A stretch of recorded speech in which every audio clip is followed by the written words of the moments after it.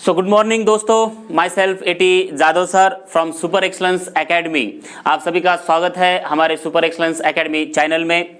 तो जैसे कि हमने रेस्पायरेशंस एंड सर्कुलेशन चैप्टर स्टार्ट किया था, जिसके फर्स्ट लेक्चर्स में मैंने आपको रेस्पायरेशंस के ऊपर लेक्चर दिया था।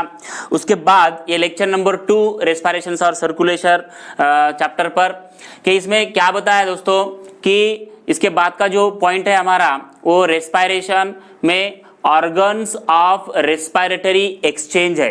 अब ये ऑर्गन्स ऑफ रेस्पिरेटरी एक्सचेंज यानी कि रेस्पिरेटरी सरफेस और रेस्पिरेटरी ऑर्गन, इनके बारे में इनकी डेफिनेशंस हमने फर्स्ट लेक्चर्स में भी ली थी। ठीक है, फिर भी यहाँ पर फिर से बताया गया है कि रेस्पिरेटरी सरफेस या फिर रेस्पिरेटरी ऑर्गन किसे कहा जाता है।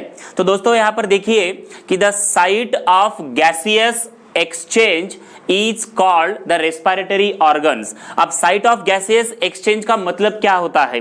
किसी भी ऑर्गेनिज्म के अंदर जब रेस्पिरेशन की प्रोसेस होती है तब क्या होता है कि जो एनवायरनमेंट में प्रेजेंट हुए वाला जो ऑक्सीजन है वो ऑक्सीजन वो ऑर्गेनिजम्स लेता है और कार्बन डाइऑक्साइड को रिलीज करता है। इसे हम क्या कहते हैं? गैसियस एक्सचेंज होना। गैसियस एक्सचेंज होना यानी कि क्या, ऑक्सीजन को यहां पर लिया जा रहा है और कार्बन डाइऑक्साइड को रिलीज कर रहा है, उसी को हमने क्या कहा गया है? गैसियस एक्सचेंज कहा गया है। अब ये गैसियस एक्सचेंज किसी भी ऑर्गेनिज्म के अंदर क्या होता है कि एक पर्टिकुलर ऑर्गन्स होता है, जिस ऑर्गन के थ्रू क्या हो रहा है तो गैसियस का एक्सचेंज हो रहा है, उसे क्या कहा गया है? साइट कहा गया है। उसी साइट को हम यहां पर क्या कह रहे हैं? रेस्पिरेटरी ऑर्गन्स कह रहे हैं या फिर रेस्पिरेटरी सरफेस कह रहे हैं। ठीक है, अब इसके बाद में जो रेस्पिरेटरी एक्सचेंज हो रहा है, ये रेस्पिरेटरी एक्सचेंज कौन सी प्रोसेस है? So it is a one kind of physical process है और ये रेस्पिरेटरी एक्सचेंज के कुछ हमें फीचर्स दिए गए हैं, उसके कैरेक्टर दिए गए हैं। वो कैरेक्टर हम यहाँ पर याद कर लेंगे और देखेंगे। ठीक है, सो उस कैरेक्टर्स में पहला जो कैरेक्टर हमें यहाँ पर बताया गया है, जिसे हम फीचर्स भी कहते हैं, तो कैरेक्टर में पहला कैरेक्टर क्या बताया है कि it should have the large surface area. जिस रेस्पिरेटरी ऑर्गन के बदौलत, जिस रेस्पिरेटरी सरफेस के बदौलत गैसेज का जो एक्सचेंज हो रहा है वो रेस्पिरेटरी सरफेस एरिया कैसा होना चाहिए? एक लार्ज होना चाहिए। दूसरी बात यहां पर कैसे क्या बताई है कि it is a thin and highly vascular है। वैस्कुलर का मतलब आप जानते हो कि वहां ब्लड सर्कुलेशन अच्छी तरह से होना चाहिए। ठीक है, and permeable to allow the exchange of gaseous. Permeable का मतलब परमिशन देना होता है। किस चीज को परमिशन दे रहे हैं ये रेस्पिरेटरी सरफेस एरिया? तो देखिए दोस्तों, एक्सचेंज ऑफ गैसियस बोले हैं। ठीक है, एक्सचेंज ऑफ गैसियस मतलब क्या है कि ऑक्सीजन को आने देना और कार्बन डाइऑक्साइड को जाने देना, यानी कि उसका क्या हो रहा है? गैसियस का एक्सचेंज हो रहा है। तो वो जो गैसियस है वो गैसियस, एक गैसियस आना और दूसरा गैसियस जाना, इस चीज को यहां पर क्या कर रहा है कि ये परमिशन दे रहा है। इसे क्या कहा गया है?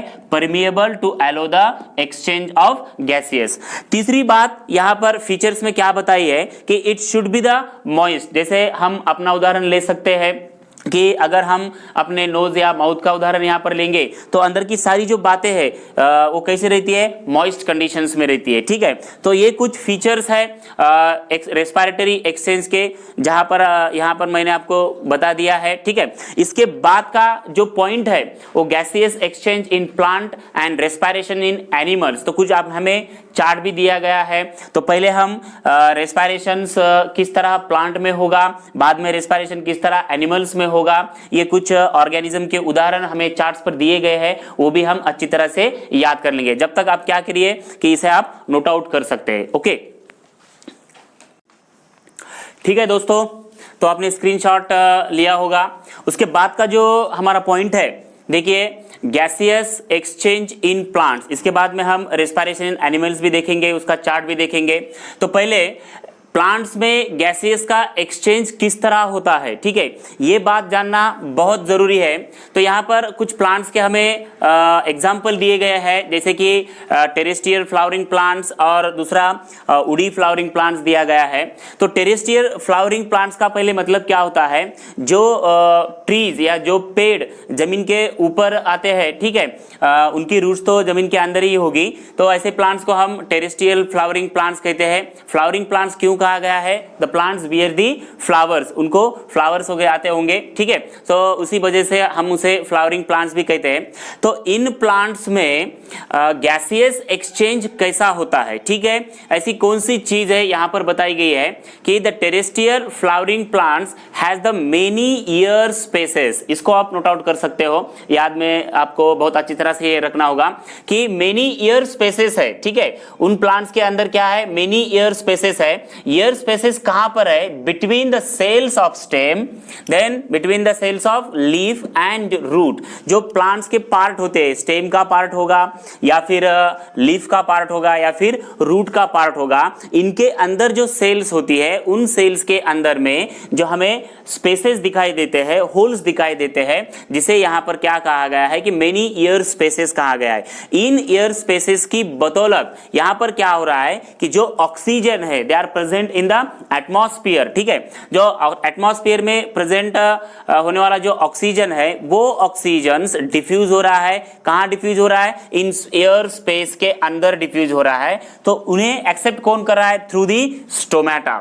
आपको पता ही होगा, या फिर फोटोसिंथेसिस की भी कंसेप्ट हमने जानी होगी 9th या 10th क्लास में, ठीक है, या 11th क्लास में। तो जब भी फोटोसिंथेसिस होता है, जो एटमॉस्फेयर में जो कार्बन डाइऑक्साइड है, वो कार्बन डाइऑक्साइड को कैचअप करने के लिए जो लीफ के अंदर जो स्मॉल स्मॉल पोर्स हमें दिखाई देते हैं, उस पोर्स को हम क्या कहते हैं, स्टोमेटा कहते हैं। ये स्टोमेटा का यहाँ पर क्या रोल है कि जो एटमॉस्फेयर में प्रेजेंट रहने वाला जो ऑक्सीजन है या फिर कार्बन डाइऑक्साइड्स है, उन ऑक्सीजन्स को क्या किया जा रहा है कि डिफ्यूज किया जा रहा है। थ्रू दी डिफ्यूज किन की बदौलत किया जा रहा है, स्टोमेटो के बदौलत किया जा रहा है, ठीक है।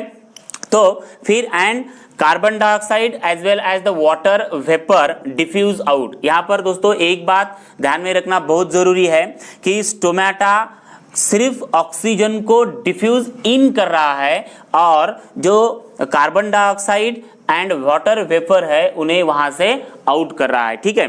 दूसरी बात, जो उड़ी फ्लावरिंग प्लांट्स है, अब उड़ी का मतलब यहाँ पर क्या होता है कि ऐसे कुछ पेड़ है या ट्रीज है या फिर श्रब्स है जिनकी बदौलत हमें लकड़ी मिलती है, ठीक है, वुड मिलता होगा और उसी पेड़ को फ्लावर आते होंगे, उसी को हम क्या कहते हैं कि उड़ी फ्लावरिंग प्लांट्स कहते हैं। यहाँ पर उदाहरण हमें बताया गया है ट्रीज या फिर श्रब्स है, ठीक है। Have an external impervious bark. इनमें जो अपन एक्सटर्नल पार्ट अगर किसी पेड़ का देखेंगे तो उनके ऊपर हमें जो टफ कंडीशंस में जो बार्क मिलती है वो उनका प्रोटेक्शंस भी करता है। तो इन प्लांट्स में किस तरह गैसियस एक्सचेंज होगा, तो इनमें भी हम अगर देखेंगे तो इनका स्टेम का पार्ट पर्टिकुलरली हम देखेंगे तो उनके स्टेम के अंदर हमें स्मॉल पोर्स मिलेंगे। उस स्मॉल पोर्स के बदौलत ही गैसेस का एक्सचेंज इन प्लांट्स में होगा, जिसे हम उड़ी फ्लावरिंग प्लांट्स कहते हैं। अगर स्टेम के सरफेस में जो स्मॉल पोर्स का स्ट्रक्चर हमें अगर उड़ी फ्लावरिंग प्लांट्स में दिखाई देता है तो उसी स्टेम सरफेस को हम क्या कहते हैं, लेंटिसेल्स कहते हैं, ठीक है। तो कुछ इस तरह से गैसेस का एक्सचेंज होगा प्लांट्स में। इसके बाद में हम देखेंगे कि एनिमल्स में रेस्पिरेशंस किस तरह होता है। कुछ एनिमल्स के एग्जाम्पल हमें चार्ट के माध्यम से यहाँ पर बताया है बोर्ड ने, वो चार्ट भी हम यहाँ पर लेंगे। उसके बाद देखेंगे कि रेस्पिरेशंस एनिमल्स में कैसा होता है, चार्ट भी देखेंगे, तब तक आप इसे नोट आउट कर सकते हैं।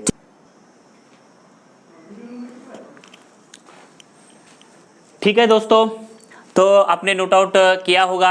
उसके बाद में जो पॉइंट है हमारा रेस्पिरेशन इन एनिमल्स में है, ठीक है। अब एनिमल्स में किस तरह का रेस्पिरेशंस होगा, किन ऑर्गन के थ्रू होगा, ठीक है। तो यहाँ पर क्या बताया गया है कि as compared to the plants, animals show the wide variety of respiratory surface और ऑर्गन्स। अगर हम प्लांट और एनिमल के बीच में अगर डिफरेंस देखेंगे तो एनिमल्स में हमें बहुत सारे वेरिएशंस दिखाई देंगे उनके सरफेस, रेस्पिरेटरी सरफेस में या फिर रेस्पिरेटरी ऑर्गन्स में, ठीक है। कि क्योंकि एनिमल्स में जो यूनिसेलुलर कुछ है, कुछ मल्टीसेलुलर्स है, उनका जो ऑर्गेनाइजेशंस होता है, उनकी जो कॉम्प्लेक्सिटी ऑफ ऑर्गेनाइजेशंस है, उनके बदौलत हमें एनिमल्स में क्या दिखाई देगा कि वेरिएशन दिखाई देगा as compared to the plants में, ठीक है। ये बात यहाँ पर बताई गई है। किन चीजों में हमें डिफरेंस दिखाई देगा, तो उनके रेस्पिरेटरी सरफेस में, जिसे हम रेस्पिरेटरी ऑर्गन भी कहते हैं, ठीक है। दूसरी बात, the respiratory surfaces differ in various animals. अब देखिए दोस्तों, अगर हम पूरी लैंड की या पूरे वर्ल्ड की यहाँ पर कंपैरिजंस करेंगे तो एक चीज जैसे एक जैसे तो एनिमल्स यहाँ पर हमें दिखाई नहीं देंगे। अलग अलग एनिमल्स है, उनका जो ऑर्गेनाइजेशंस है वो भी हमें अलग अलग दिखाई देगा। उनके अंदर जो रेस्पिरेशंस होता है और रेस्पिरेटरी जो ऑर्गन्स है या फिर रेस्पिरेटरी सरफेस है वो भी हमें अलग अलग तरह का दिखाई देंगे, ठीक है। तो उसके बदौलत यहाँ पर क्या कहा गया है कि जो रेस्पिरेटरी सरफेसेस है वो रेस्पिरेटरी सरफेस अलग अलग तरह के अलग अलग एनिमल्स में हमें दिखाई देंगे। इसकी वजह से यहां पर डिफर इन वेरियस एनिमल्स कहा गया है, ठीक है। अब किन किन एनिमल्स में रेस्पिरेटरी सरफेस या फिर रेस्पिरेटरी ऑर्गन कैसे होते हैं, वो एनिमल्स कैसे है, किन एनिमल्स कौन से ऑर्गेनिजम्स का हैबिटेट क्या है, उनमें रेस्पिरेटरी सरफेस कैसे है, वो हम अच्छी तरह से चार्ट के बदौलत मैं आपको यहाँ पर समझाऊंगा, ठीक है। तब तक आप ये 2 पॉइंट भी यहाँ पर नोट आउट कर सकते हैं। अब मैं इसके बाद पूरा चार्ट मैं आपको डिस्क्रिप्शन से यहाँ पर करूंगा और चार्ट्स के बदौलत आपको क्या समझ में आएगा कि एनिमल्स कौन से है, उनका हैबिटेट यानी कि लिविंग प्लेस क्या है, और उन एनिमल्स में रेस्पिरेटरी सरफेसेस और रेस्पिरेटरी ऑर्गन्स कैसे है, ठीक है।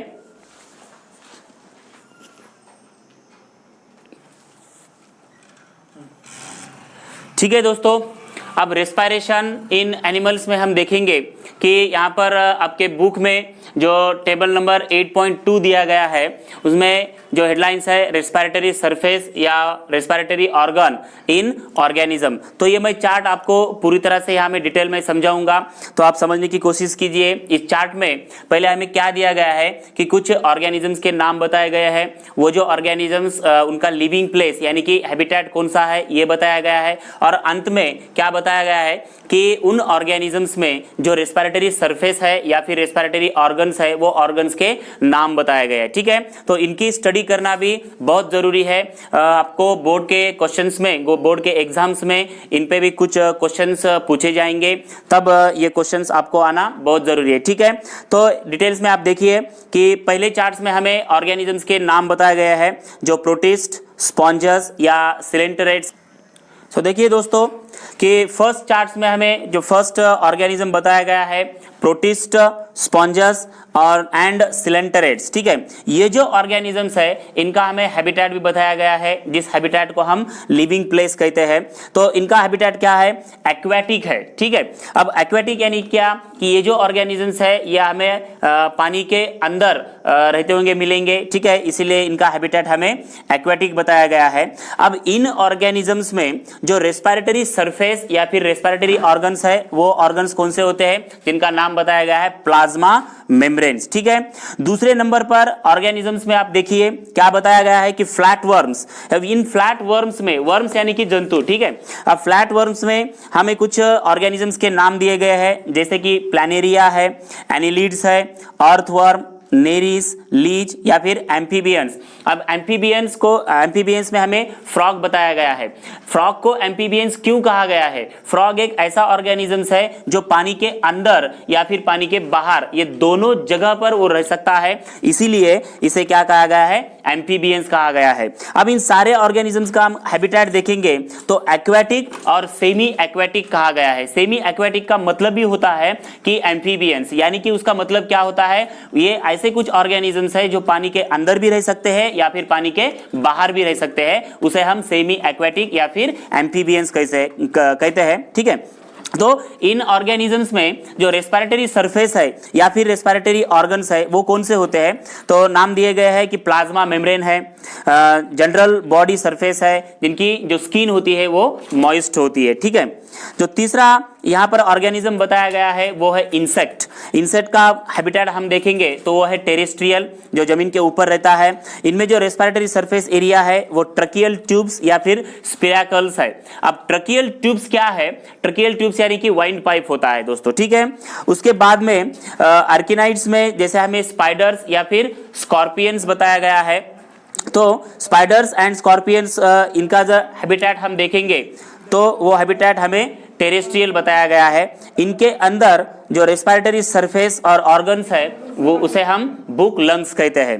देन लिमुलस यानी कि आर्थ्रोपोडा का जो हैबिटेट है वो है एक्वेटिक, और उनमें जो सरफेस एरिया दिखाया गया है वो सरफेस एरिया है बुक गिल्स।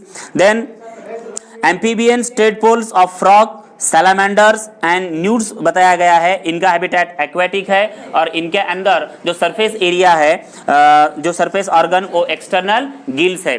गिल्स का मतलब आप अच्छी तरह से समझते होंगे, जैसे आप फिश में देखते हैं, फिश के अंदर भी गिल्स होती है जिनके बदौलत वो गैसेस को एक्सचेंज करते रहते हैं। ठीक है, नीचे दिया गया है फिश का उदाहरण। तुम्हें फिश का हैबिटेट देखेंगे तो पानी के अंदर ही रहते हैं, जैसे हम कहते हैं कि वह मछली जल की रानी है, तो वही फिश यहाँ पर बताया गया है जिनका हैबिटेट हमें एक्वेटिक है, तो उनके अंदर जो रेस्पिरेटरी सरफेस रहता है वो इंटरनल गिल्स है। ठीक है, अंत में रेप्टाइल, बर्ड्स यानी मैमल्स का हमें एग्जांपल दिया गया है। इन सारी ऑर्गेनिज्म का हम हैबिटेट देखेंगे तो ये टेरेस्ट्रियल्स है। ठीक है, जो जमीन के ऊपर रहते हैं, इनमें जो रेस्पिरेटरी सरफेस होता है वो लंग्स होता है दोस्तों। ठीक है, और अंत में टर्टल्स का एग्जांपल हमें दिया गया है जो अंडर द वाटर्स उनका लिविंग प्लेस या फिर हैबिटेट है।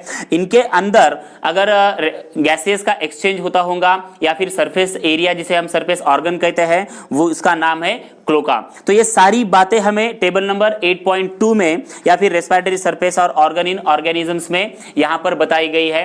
दोस्तों आप इसे अच्छी तरह से जब पढ़ लेंगे, इनके ऊपर कौन सा भी क्वेश्चंस अगर हमें बोर्ड के एग्जाम्स में दिखाई देगा या फिर पूछा जाएगा तो उसके लिए हम तैयार होना बहुत जरूरी है। आपके दिमाग में कौन सी भी ऐसी चीज नहीं आनी चाहिए कि भाई ठीक है ये छोटा क्वेश्चन है या ये बड़ा क्वेश्चन है, या आप इसे मत ठहराइए। ठीक है, किसी भी क्वेश्चन के ऊपर हमें बोर्ड्स पर यहाँ क्वेश्चंस पूछे जा सकते हैं, इसके लिए तैयार रहना बहुत जरूरी है। आज का वीडियो हम यहीं पे खत्म करते हैं। इसके बाद का जो वीडियो, बाद का जो पॉइंट है वो हम बाद के लेक्चर्स में देखेंगे। तब तक आप हमारे चैनल्स को लाइक, सब्सक्राइब या फिर सब्सक्राइब करना नहीं भूलेंगे। जल्दी मिलते हैं नेक्स्ट वीडियो में।